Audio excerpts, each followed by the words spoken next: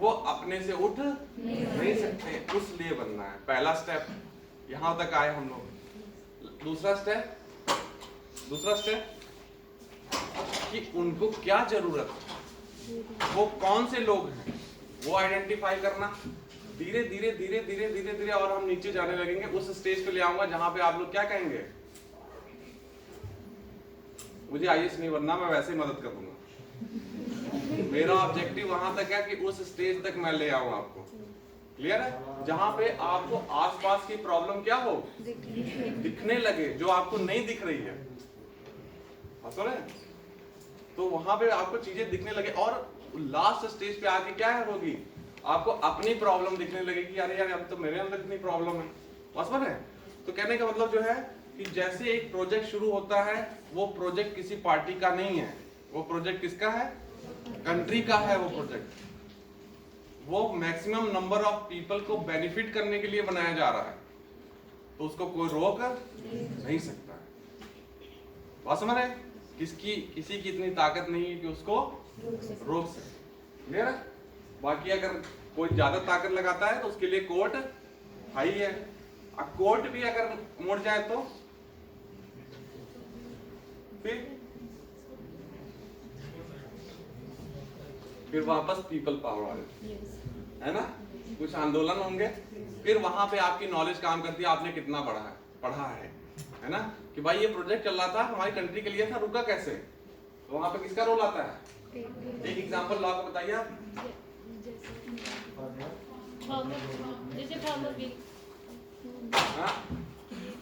RTI है ना, तो ये क्या है, ये वापस पावर देते हैं कि यार ये रोका कैसे आपने, उसकी फाइल तो दिखाइए जरा। क्लियर है मामला? तो इस तरह से एक प्रोसीजर बनाया है जहां पे किसी एक particular individual maximum number of peoples को हम लोग को बेनिफिट करना है। ठीक है? और प्रोजेक्ट स्टार्ट होता है कोई भी, तो उसको स्टार्ट होने से पहले उसका शेड्यूल फिक्स कर दिया जाता है कितने में से कंप्लीट करना है। टाइम फिक्स होता है, उसका फंड फिक्स होता है, पूरी प्रॉपर प्लानिंग होती है कि वो सस्टेनेबल है कि नहीं, वायबल है कि नहीं प्रोजेक्ट। ऐसे नहीं अनवायबल प्रोजेक्ट बना दिए। ठीक है? ऐसा पूरा एकदम प्लानिंग तक, लास्ट तक कि वो कब जाएगा, उसकी पूरी रिकवरी कब हो जाएगी, फंड कब वापस आएगा, कैसे लेना है, टैक्स कैसे लेना है, तो पूरा रेवन्यू हो जाता है, एक एक चीज। तभी तो जब प्रोजेक्ट लेट होता है तो क्या होता है भाई, करोड़ों अरबों रुपए का होता है, इंटरेस्ट रेट उस पर इतना ज्यादा रहता है कि कोलैप्स होने लगती है। इसीलिए क्या कहते हैं कि पीपीपी मॉडल आया, पब्लिक प्राइवेट पार्टनरशिप। समझ रहे? क्यों?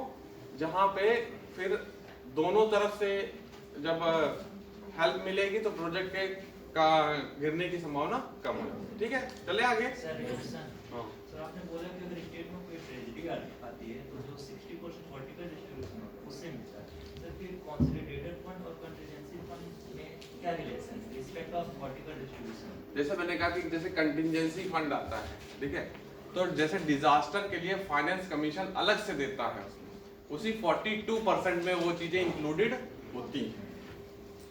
उसी 42 में फाइनेंस कमीशन के लिए उन्होंने कहा कि देखिए, एक स्टेट्स को मिल गया शेयर, दूसरा लोकल बॉडीज के लिए ये हो गया जैसे 2% के आसपास लोकल बॉडीज को, जैसे हमारे पंचायत को, और तीसरा वो लोकल बॉडीज को जो मिलता है ग्रांट्स के तौर पे मिलता है ना, और तीसरा डिजास्टर के लिए वो पैसा। ठीक है? सर आपने बोला कि 60% वर्टिकल डिस्ट्रीब्यूशन का मिलता है, फिर रिलेशन क्या है कंटीजेंसी फंड और ये 60%? देखिए, अब जाते हैं जैसे फाइनेंस कमीशन है ना, फाइनेंस कमीशन ने डिजास्टर के लिए दे दिया, वो 42 वाले में। ठीक है? अब 18 बचे, 18 में ये हमारा जो यूज हो गया सेंट्रल मिनिस्ट्री से जो स्कीम हो गई, और नीति आयोग का हो गया। अब देखिए, मान लीजिए मनरेगा आपका कहीं डिजास्टर हुआ, अब उसको रिहैबिलिटेशन का प्रोग्राम कर रहे हैं, तो क्या पता वो मनरेगा स्कीम से अटैच कर दे उसको, तो पैसा वहां भी गया, है ना। तो जनरली जो डिजास्टर का जाता है वो फाइनेंस कमीशन के थ्रू जाता है, तो लेकिन एक्सक्लूसिव नहीं है, डिजास्टर के लिए और जगह भी पैसा जा सकता है। और जैसे मान लीजिए कोविड के लिए हुआ, जो फंड बना हुआ, तो वो वहां से भी दे दिया। मतलब फाइनेंस कमीशन डिजास्टर के लिए तो देता ही देता है, लेकिन ऐसा नहीं है कि कोई और दे नहीं सकता। ठीक है, तो पैसा और भी जगह से आ सकता है, ठीक है। कंसोलिडेटेड फंड का कहां चला है, कहां से? और हमारे यहाँ पे परसेंटेज, ठीक है। 1971 पॉपुलेशन 17.5%, 2011 10%, एरिया 15%, फॉरेस्ट एरिया 7.5 और इनकम 50%। ये हो गया 50%। देखिए पहले ये फर्स्ट टाइम इंक्लूड किया गया है, क्वेश्चन पूछ लेता है कभी कभी, ये पहली बार ये इंडिकेटर यूज किया गया है, नहीं तो हमेशा 14th फाइनेंस कमीशन में नहीं, उससे पहले कौन सा था, है ना। क्यों इंटैक्ट कर दिया वहां पे? देखिए पॉपुलेशन ज्यादा है तो पैसा क्या मिलना चाहिए, क्या, क्योंकि नीड ज्यादा है ना, ज्यादा पॉपुलेशन होगी तो पब्लिक सर्विस प्रोवाइड करने के लिए पैसा क्या ज्यादा जरूरत होगी, तो यहाँ पे क्यों रोक दिया गया इसकी पॉपुलेशन पे? देखिए याद करिए सबसे ज्यादा पॉपुलेशन ग्रोथ किस डेकेड में हुई, क्वेश्चन आता ना,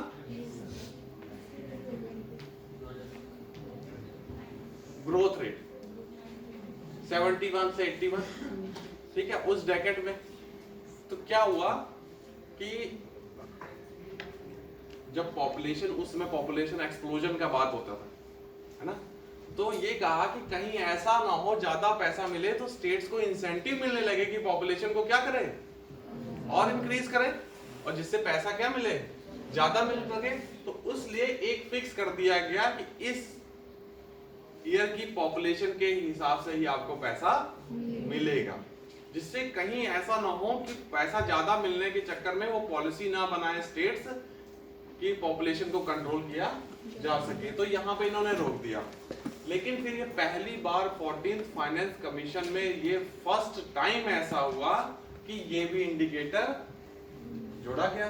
क्यों? उन्होंने कहा कि यहां से अब बहुत ज्यादा अंतर आ चुका है ना, और लोग जो है समझदार हो गए हैं और हमको अभी ऐसी ज्यादा प्रॉब्लम नहीं है कि एक्सप्लोजन हो सकता है, क्योंकि बेस ज्यादा है इसलिए ज्यादा हो जाती है, लेकिन जो पहले से चीजें क्या हैं, बहुत अंतर आया है, अब नीड हमारी चेंज हो गई है, तो एक इंडिकेटर ये भी ऐड किया गया, ठीक है। अब कंट्रोवर्सी हल्की सी क्या हुई इसमें, देखिए जो साउथ के स्टेट से उन्होंने अपने, अब यहाँ पे जब आया 2000, इन्होंने कहा कि एक्सक्लूसिव, 15th फाइनेंस कमीशन कहता है कि एक्सक्लूसिव कौन सा इंडिकेटर यूज होना चाहिए, ये हटा दो अब ये, तो जो साउथ के स्टेट्स है, साउदर्न स्टेट्स, वो कहते हैं ये तो हमारे लिए पनिशमेंट हो गई भाई, हमने पॉपुलेशन को कंट्रोल किया ज्यादा, है ना, तो एफर्ट लगाए हमने, प्रचार प्रसार किया, तो हमने जब एफर्ट लगाए और हमने पॉपुलेशन को कंट्रोल किया, और आज आप ये कर रहे हैं, नॉर्दर्न स्टेट्स की पॉपुलेशन ज्यादा बढ़ गई और उन्होंने यानी कि एफर्ट नहीं लगाए हैं, कंट्रोल नहीं किए चीजें, तो यानी कि अब ये अगर ये लोगे तो हमारी पॉपुलेशन कम है तो हमको पैसा कम मिलेगा, मतलब हमने एफर्ट की और हमको पैसा कम मिल रहा है, तो ये कंट्रोवर्सी है, ठीक है। वो कहते हैं कि ये वाला इंडिकेटर लगना नहीं चाहिए, ठीक है। अब एरिया, भाई जितना ज्यादा एरिया होगा वहां पे फिजिकल इंफ्रास्ट्रक्चर की जरूरत क्या होगी, ज्यादा होगी, उसको उस हिसाब से मिलेगा। यहाँ भी ये जेन्युइन रीजन है ना, कॉस्ट ज्यादा एरिया होगा तो कॉस्ट क्या होगी, ट्रांसपोर्टेशन की कॉस्ट क्या हो जाएगी, ज्यादा हो जाएगी, इसलिए मैंने वो कॉस्ट बेस लिखा था। अब फॉरेस्ट एरिया ये भी पहली बार 14th फाइनेंस कमीशन में ऐड किया गया, क्यों, जिसका फॉरेस्ट ज्यादा हो उसको ज्यादा क्यों पैसा मिले, या क्यों मिला, हाँ, जैसे फॉरेस्ट है तो वो एरिया में, वो एरिया यूज तो नहीं हो रहा है एक्टिविटीज के लिए, इकोनॉमिक एक्टिविटीज के लिए नहीं यूज हो रहा है, लेकिन वो बेनिफिट सबको दे रहा है ना, एज ए ऑक्सीजन, है ना, समझ रहे हैं। तो वहां पे इंडस्ट्रियल एक्टिविटी अगर स्टेट्स लगाना चाहे तो वो नहीं लगा सकता, क्योंकि वो एरिया खाली नहीं है, लेकिन वो इनडायरेक्टली सबको बेनिफिट कर रहा है। तो एज ए इंसेंटिव कि आपने फॉरेस्ट लगाए, आपके पास फॉरेस्ट है, ले लिया, आप पैसा देते हैं, जो आपकी अपॉर्चुनिटी कॉस्ट है, अपॉर्चुनिटी कॉस्ट क्या होती है?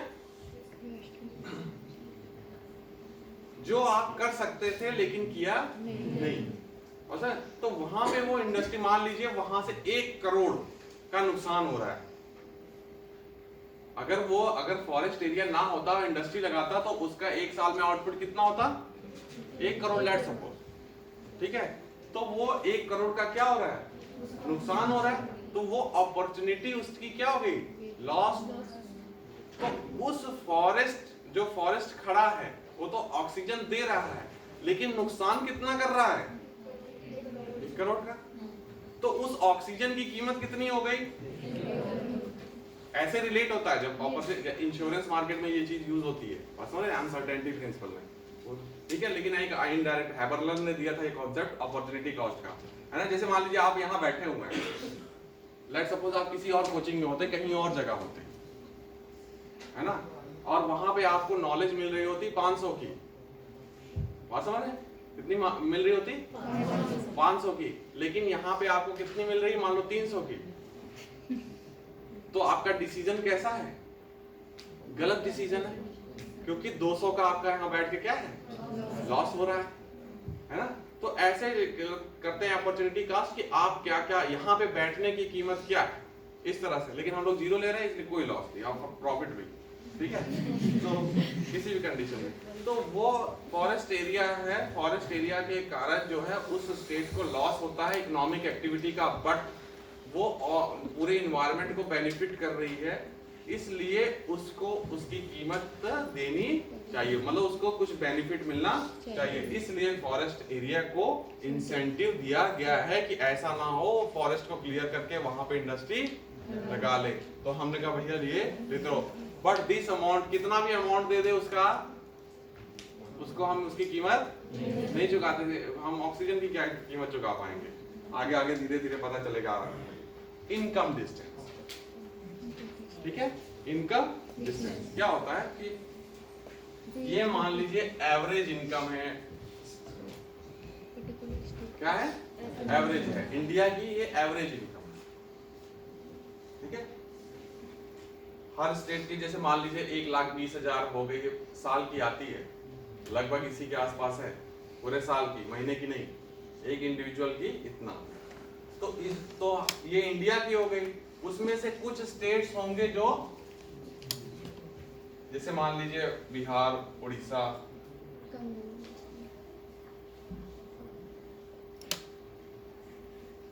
यूपी, ये नेशनल एवरेज से क्या हो जाएंगे? कम है। और कुछ स्टेट्स पंजाब, हरियाणा, ठीक है, एवरेज से जितना जो नीचे है उसको क्या बोलते हैं? Income distance.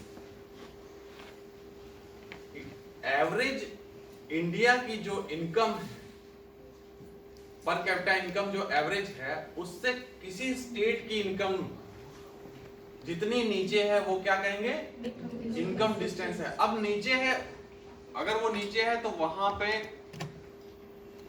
जरूरत क्या होनी चाहिए? ज्यादा है। पब्लिक सर्विसेज की जरूरत वहां पे क्या है? ज्यादा है। तो उसको हम उस प्रोपोर्शन में, जितना वो नीचे होगा उसके उसी प्रोपोर्शन में हम पैसा क्या दे देंगे? ज्यादा दे देंगे। क्लियर है? कहां पे? नीचे जो। तो ये हमारा इनकम डिस्टेंस हो गया। क्लियर है? अब हम देखते हैं कि पर्टिकुलर किसी स्टेट को कितना देना है। ठीक है, इसको मिटा दो। हाँ, मान लीजिए कोई स्टेट बहुत गरीब, वहाँ की पॉपुलेशन बहुत गरीब है, बिल्कुल बिल्कुल। अदर से लेना ही पड़ेगा ना, मतलब दूसरे स्टेट से, या फिर वो अपने पास से दे, कहाँ से देंगे?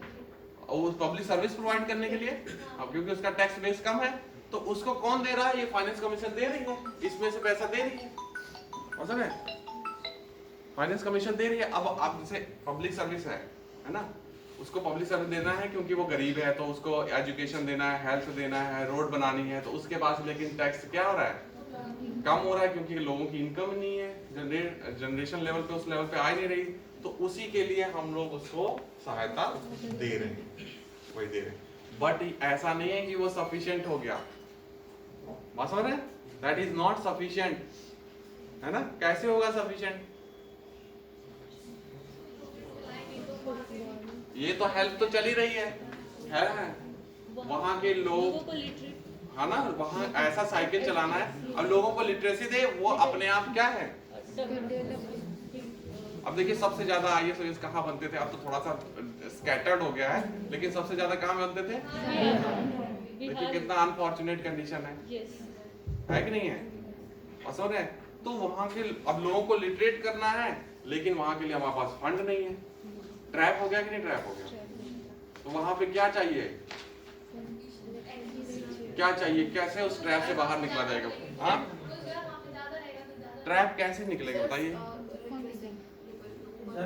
वही तो मैं कह रहा हूँ, लिटरेसी चाहिए। और ज्यादा ध्यान देना पड़ेगा। First step literacy and second farming के लिए वहाँ पे जैसे क्या, वहाँ पे एलिमेंट ऑफ सैक्रिफाइस चाहिए।